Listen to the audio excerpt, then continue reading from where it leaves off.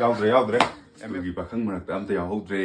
MFC दा लोइ लेहौरे MFC दा अद्याम कन इली दु कनो ngawbro kaino MFC na nathan sol beneficence ko fried chicken fast food amana koi Bisnupugi bisana kanda hange ba khamra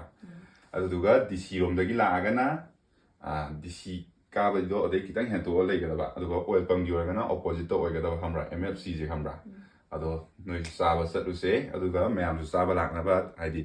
date 21 dagi saba lakna no ko mayam da intro hai pe torom ge mo gi kai kai phange ha ba isi do ucheram ge mayam ya yam ngang leino charge la Bisnupur bisana kanda leiba MFC da mayamju koithokpirak date 21 dagi sanga dune aduga sida leiri sina mogi menu oidene ko gram whole chicken ga je 549 khatang ne pi je MRP sing se mayamna dum mun ne yengbiro tapne ingna tawraga ko mogi menu dune sida fangi sing se koina mathak lom da kaida karudra ga su Bisnupur da loina fangani ko jikti anak da loi leire ado si sina samlakpa intro to video ne ado sida ge na phajaba ma mayam da semakhi ge ko